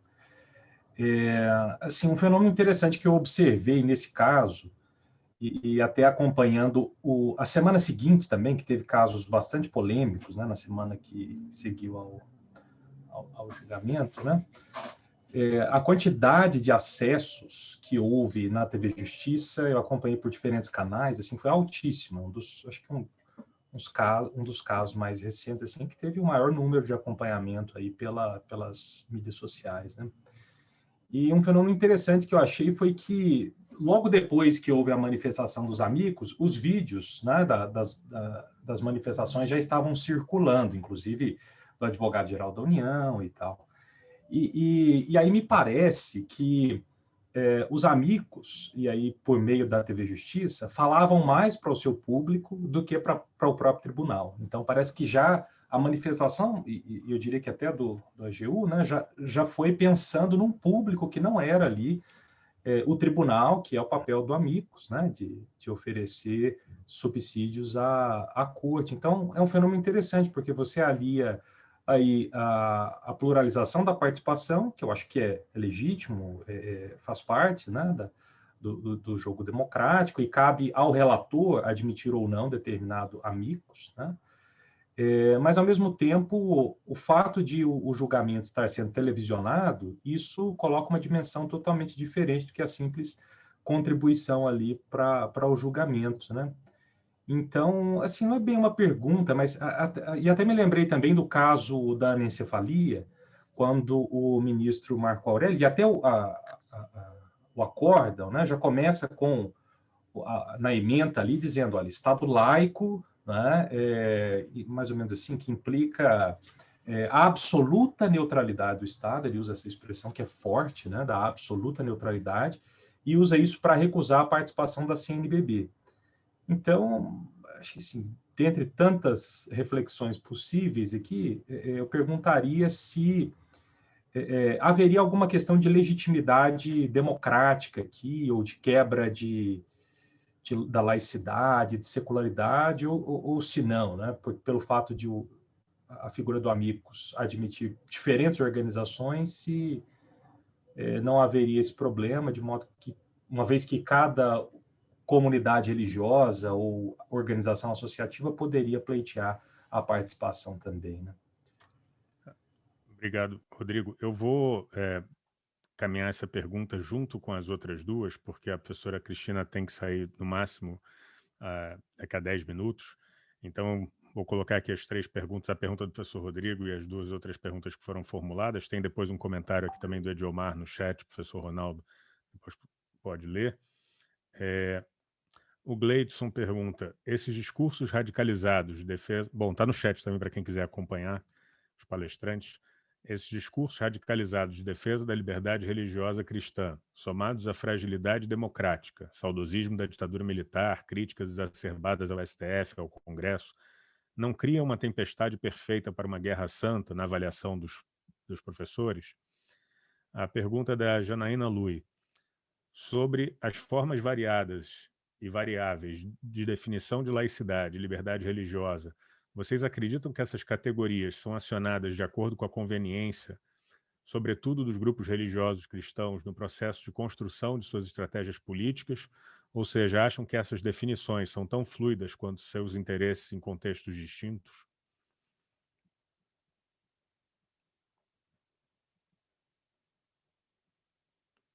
Quem quiser começar. Fábio, será que a gente pode seguir a ordem? Eu podia começar aí só por conta Por favor. da questão do horário. Desculpa, é deselegante, que a gente tinha marcado até às 3h30, eu estou com outra questãozinha aqui. Mas, então, já fazer uma fala assim, final, agradecendo, adorei ouvi-los, os meus 2 colegas aqui de mesa, também Fábio. Em relação às questões, só lembrar uma coisa que o Ronaldo estava falando, né, da BDR, em relação a uma diferença, além dessa composição mista lá do Instituto, tem uma outra questão que é justamente essa da produção de quadros, né? Então, atua o IBDR numa produção de quadros que é bem diferente da Anajure, mas, digamos assim, em termos de uma reunião de atores e de dar visibilidade a agendas, eles trabalham muito em comum. Você vê que a Damares, que é uma das fundadoras da Anajure, ela em maio esteve, a gente fez a decupagem dessa participação dela também, num evento que a IBDR organizou, e uma fala muito forte, quer dizer, uma aliança apresentada ali a partir também dela. Imagina a ministra no auge ali daquele primeiro momento da pandemia, participar durante um tempo bem expressivo daquele contato, né? Mesmo você já falou aí que a filha do Ives Gandra está no Ministério da Damares, enfim, toda uma composição que a gente vai vendo, mas eu queria chamar a atenção que, se do ponto de vista jurídico ou do direito positivo, né, o interesse e o olhar é distinto do nosso, digamos assim, da sociologia e da antropologia, por diferentes histórias que constituem nossas áreas e intencionalidades e possibilidades também. Então, o que a gente vai vendo é como situacionalmente, eu acho que esse nosso lugar é de pensar em situações. E o que são situações? São contextos e atores, né? E pensar esses contextos e atores, como é que eles estão se organizando a cada passo. Então, a gente tem uma união da Frente Parlamentar Evangélica e Católica no Congresso, mas nessa questão aí da DPF, por exemplo, teve um tensionamento claro. A União de Juristas Católicos lançou depois uma nota afirmando uma diferença de estatuto que compõe aí a presença dos evangélicos no Brasil e dos católicos. Então, eles estão afirmando um lugar desigual e hierárquico da Igreja Católica em relação aos evangélicos. Aí sim, jogando eles para um lugar de minoria, né, Ronaldo?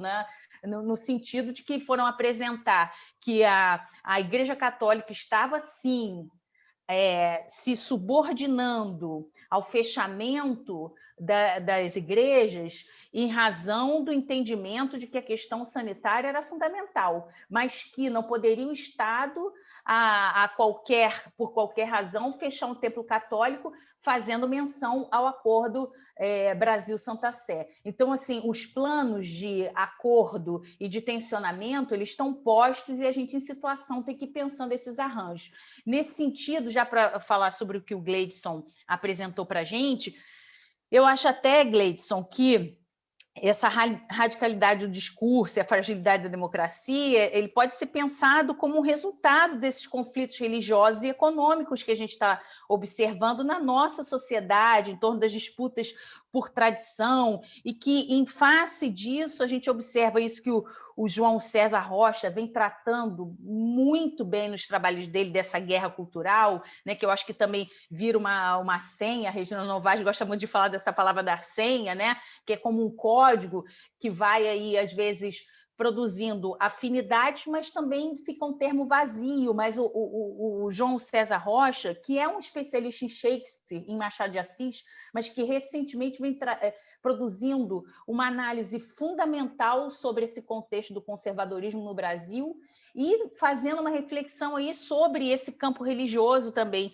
Então, acho que tem uma dimensão aí que junta conflito religioso, Gleidson, com disputas econômicas sensíveis que encontram nesse ambiente aí da guerra cultural uma oportunidade importante, eu acho que até de mascarar determinados interesses que eu acho que estão bem nessa linha aí, que acabam resultando, Gleidson, muito nessa questão econômica, quando a gente pensa esses conglomerados religiosos e toda a dimensão que envolve. Isso já para pensar também na questão que a querida aí, Janaína Lui, coloca para a gente, né, sobre essa plasticidade, né, ou essa polissemia da laicidade e da liberdade, que eu acho que aí tem tudo a ver, quando a gente pensa do ponto de vista da sociologia e da antropologia, e de como isso se apresenta no campo político. A polissemia está dada, a disputa está posta, né? Lembrar aí que eu estava na audiência pública sobre a Base Nacional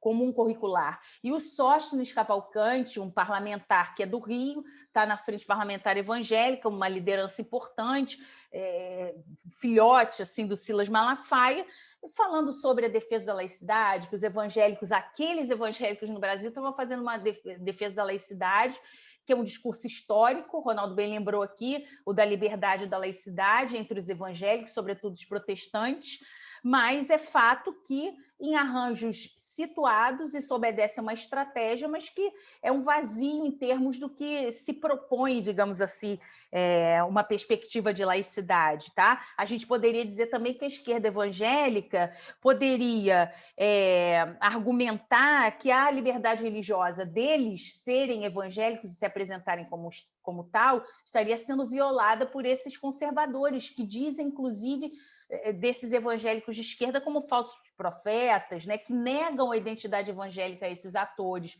como a gente viu também o Dom Bosco negando aí as católicas pelo direito... Caramba, agora até esqueci o nome do grupo. Pelo direito de decidir. Pelo direito de decidir, que também foi negada, digamos assim, a sua identidade religiosa, né? Então, enfim, gostei muito de ouvi-los, gostei muito de participar aqui, agradeço muitíssimo.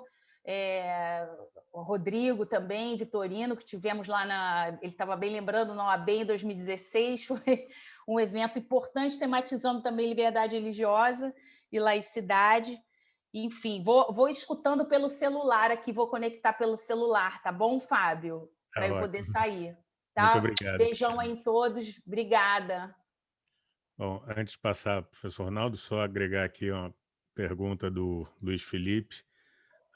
Boa tarde. Falou-se no primeiro momento de uma participação política católica mais ativa nos anos 60 em razão do perigo comunista. Em 2018, durante a onda conservadora, verificou-se uma maior atividade política evangélica que tinha, entre um de seus elementos discursivos comuns, o antipetismo. Gostaria de saber em que medida o anticomunismo dos anos 60 tem continuidades com o antipetismo de 2018. Professor Ronaldo, depois o professor Adriano.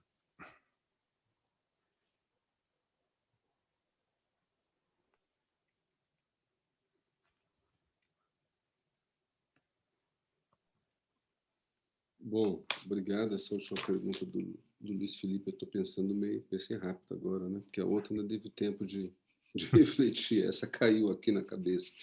Ainda estava tomando nota. Mas deixa eu só falar de três coisas.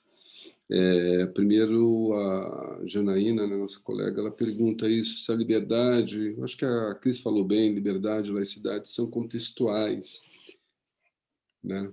Ela é fruto de disputa entre religiosos e não religiosos. E eu tenho feito exercício de fazer tabela, assim, sabe? O que Marina acha de laicidade, define, o que Malafaia, o que o Macedo, o que o Papa Francisco. A gente tem que fazer um trabalho e vai vendo uma diversidade, o alcance disso, né? Um pouco isso que a Cris falou, né?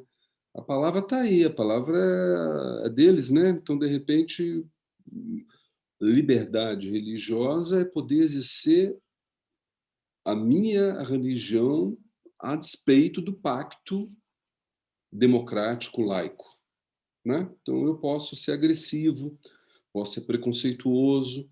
Então tem uma coisa e aí quando eu jogo, né? Como o Adriano chamou a atenção, né? Absolutizo, joga no plano da convicção e aí pronto, né? É o inferno porque você não consegue abrir, né? O sujeito não se abre à discussão e à negociação porque joga no plano da convicção. E aí vem a coisa, acho que é uma coisa do Diomar, né, um pouco respondendo, a coisa do fundamentalismo, né? Acho que o fundamentalismo, mais do que os seus interesses, né? Ele fala os seus negócios. Tem gente que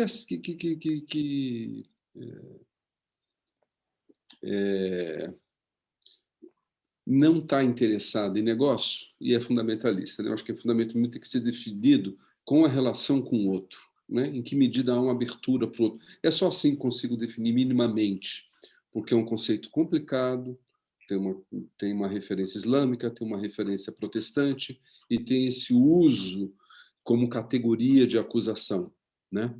Então, antes de mais nada, é difícil usar esse termo. Embora eu acho, para quem estuda evangélico, no sentido estrito, né? Americano, que forma parte do campo evangélico brasileiro, aí dá para usar, né? Mas usando genericamente, como ele está dizendo aqui, eu chamaria a atenção disso, de que eu acho que há um fechamento para o outro, como um processo mais geral, que a gente pode chamar de conservadorismo. O problema não é ser conservador, né? O problema é você não ser democrático, né? Você pode ser um conservador democrático, né? Então, o fundamentalismo parece que é essa torção a mais do conservadorismo, que aí é não admitir, né, regras mínimas de democracia.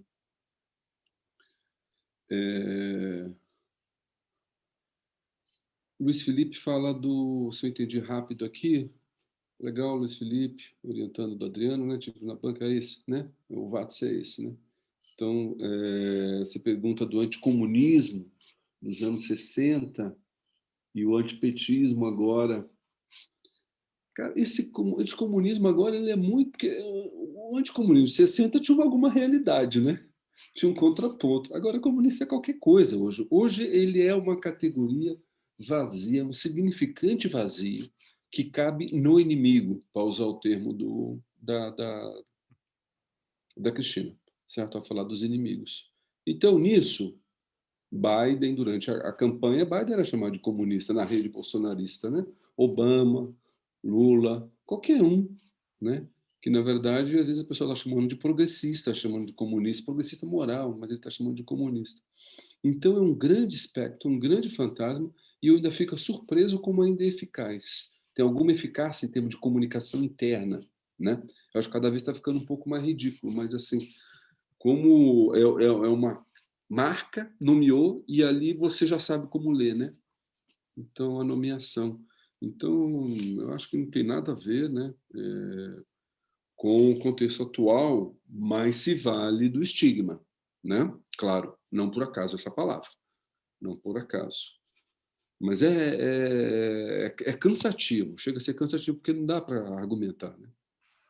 Bom, e por fim, a coisa do Amicus Curiae, né? Eu fiquei legal saber essa coisa do Rodrigo, enfim, vamos manter contato, porque assim, eu queria saber quem é que seleciona, como é que entra aquilo. Para mim é meio novo, assim, não sei como é que monta aquilo.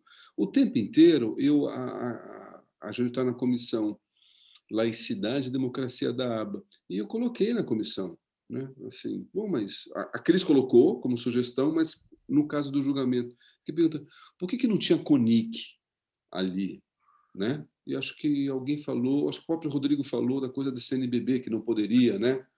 Mas eu falei, mas quem poderia? Por que não teria alguém de saúde? Ou a aba? Eu fiquei pensando uma associação científica que tem estudantes de religião e pudesse dar um... Enfim, então, assim, eu meio que devolvo essa pergunta, mais pela fala do Fábio, me pareceu mais preocupante, porque o nego não sabe o que fazer com isso. A minha preocupação era, será que faltam quadros, né? Pensando em termos de disputa política, a se apresentar para ter um contraponto, né? Enfim, porque... E aí eu acho que o Rodrigo está absolutamente certo. Todos os discursos foram feitos para a base, né? Foram feitos para o público, não foi feito ali para ajudar os ministros, né? Mas, enfim, mesmo assim, eu acho que é um campo de disputa também, né? Disputa institucional, política, mas eu não sei pensar por onde, né? Até eu ter que entender mais. Era isso. Obrigado, professor Ronaldo. Eu vou fazer só ainda complementando a questão da microscura. A minha aposta um pouco seria numa mudança de funcionamento, porque a seleção é feita pelo relator. Até onde eu sei, só quem conhece o bastidor do Supremo, e aí tem que ser uma análise individualista, né? Porque não é como corte, é como funciona a cabeça de cada ministro na escolha. Mas, por exemplo, me corrija se eu estiver errado, mas na ação direta de inconstitucionalidade do ensino religioso, a CEDIRE, do Rodrigo, também se apresentou e, infelizmente, não foi selecionada. E eu não quero nominar aqui, mas foram selecionados outros que não tinham nada para contribuir. Quer dizer, o grupo do Rodrigo, ele sabe o que eu penso disso, é um grupo sério, um grupo acadêmico. E eu senti muita falta ali, eu assisti às manifestações de audiência pública, eu senti muita falta de ciências sociais, que tinham alguma coisa para contribuir, porque é quem vai a campo para mostrar para os ministros que estão lá analisando literalmente em abstrato, estão analisando o que é o ensino religioso. E não dá para você entender ensino religioso se você não conhece os trabalhos de ciências sociais que vão a campo e mostram como está funcionando, o que é o ensino religioso. Quando a gente lê na Constituição, parece que é uma coisa democrática, parece que todas as religiões estão incluídas, que é realmente facultativo, que o diretor ou a diretora da escola sabe o que fazer quando o aluno não quer assistir a aula, então faz o quê? Um segundo recreio? Enfim, eu aposto muito mais nessa mudança de concepção, porque eu costumo dizer, até para os alunos, quando eu falo sobre a microscura, eu digo, aqui, se fosse nos Estados Unidos, eu não me candidataria a ser amigo escuro em muitos temas, só naquilo que eu realmente sou especialista e tenho alguma coisa para contribuir, porque senão você vai passar vergonha. Agora, no Brasil, eu falo sobre qualquer coisa, porque não vou ser interrompido, você pode falar qualquer coisa, pode fazer esse discurso que esses advogados fizeram nessa DPF, que, como, né, o Rodrigo disse, lembrou bem, passa na TV Justiça, então nem é para os ministros, não é para contribuir juridicamente, mas foi interessante que houve críticas dos ministros, que não teve contribuição jurídica nas manifestações de amicus curiae. Professor Adriano. Enfim, todos os pontos muito relevantes, né, que foram levantados aqui, alguns deles já foram, no meu entender, suficientemente respondidos.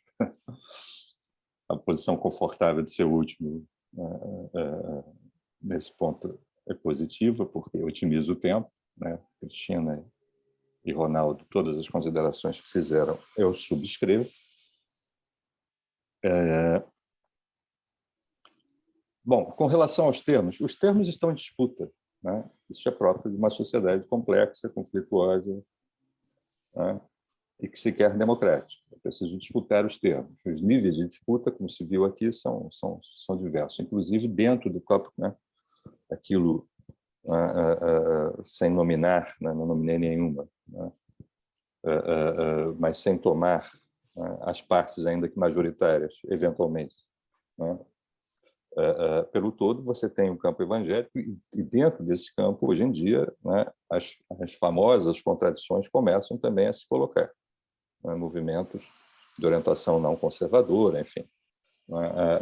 Eu creio que a questão da pandemia aí permitiu, né, ao mesmo tempo, muitas aberturas nesse sentido, né, que reforçou as posições minoritárias que questionam, né, essas posturas mais reacionárias e, no limite, irracionais, ainda que bastante, voltadas para uma racionalidade instrumental, né, das grandes organizações evangélicas, do big business, né, neopentecostal. Então, os termos aí estão para ser disputados. É preciso construir uma noção pública, né, do que seja liberdade religiosa, e, nesse sentido, né, pelo menos pontualmente, né, o Supremo Tribunal Federal, na sua atual composição, vem dando passos que ajudam a colocar a conversa no lugar, ainda que não seja fácil, né, traduzir isso mesmo para estudantes de direito, muitas vezes, né? Eu tive essa experiência com relação à DPF 811. Os questionamentos realmente eram impressionantes no sentido de como a superstição, de como, né, premissas completamente desarticuladas, né, os estándares da presumida ordem se articulam mesmo no campo jurídico. Tá? De toda forma, se eles estão lá o tempo todo e se eventualmente são admitidos, não são admitidos para tudo, como vimos aí, tá? É porque eles se mobilizam para isso. Tá? E aí eu penso que não é o caso de culpar o adversário, é o caso de se mobilizar também. De todo modo, na questão do amicus curiae, eu, na verdade, gostaria de ouvir o Fábio, né? Porque, enfim, nós temos uma questão que é processual, né? Uma dimensão processual relevante do ponto de vista do projeto da Constituição de 88, quer dizer, como outras medidas, né? Essa questão da introdução do amicus curiae responde, né, a uma concepção de sociedade aberta dos intérpretes da Constituição, né, nas suas inspirações mais contemporâneas, né, ao momento da confecção da legislação insuficiente. Esse é o ponto que eu queria chegar a respeito. Eu acho que é uma questão que tem que ser regulada, né? E tem que ser regulada justamente, né, no prisma republicano, né, e pluralista. Quer dizer, se vai recorrer, né, aos amigos da justiça, é preciso que esse conjunto de amigos, né, no seu conjunto, né, traga à Cúria uma contribuição no seu conjunto de ordem pluralista. Isso é o mínimo. Tá? E é preciso que isso seja minimamente regulado. Isso também não pode ficar a decisão soberana de 1/11 de uma corte. Tá? Precisa haver um parâmetro, precisa haver E eu sei que é muito difícil, tá? Porque aí justamente você esbarra com as possibilidades de discriminação. Mas é possível, né? Para isso tem direito comparado, vamos ver como é que funciona, né? Seja na admissão, né? Na forma de admissão, é por solicitação, por impulso próprio, né, do interessado, como se faz hoje, ou em casos em que se perceba no processo que há, né, um conjunto de pretensões que correspondem a uma das perspectivas legítimas para a discussão do caso, né, que possam estar envolvidas, né, de ofício, o magistrado, para suprir, né, o requisito de pluralidade, deveria fazer seus convites, suas convocações. Algo desse tipo, estou pensando alto aqui, né? Porque na hora você tem a preocupação, você tem um diagnóstico, na hora de você dar uma resposta normativa para isso, sobretudo normativa, é muito difícil. Mas é preciso pesar todas essas questões e ver, né, quais são os critérios. São amigos de uma Cúria que se quer democrática e pluralista, porque pertence a uma república que se quer democrática e pluralista. Portanto, os critérios têm que girar em torno disso e tem que haver critérios.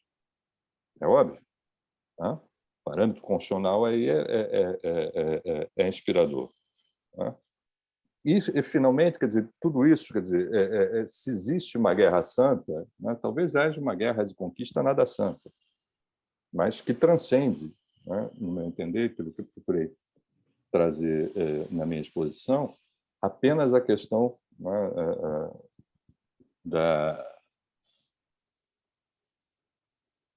da ofensiva, né, fundamentalista de caráter religioso. né? Porque se combina com outros elementos dentro de um mínimo, né, um conjunto de mínimos denominadores comuns que apontam para um projeto que é antitético ao projeto da Constituição de 88. Né? De uma sociedade reacionária, discriminatória, desigual, né? Darwinista economicamente e assim por diante.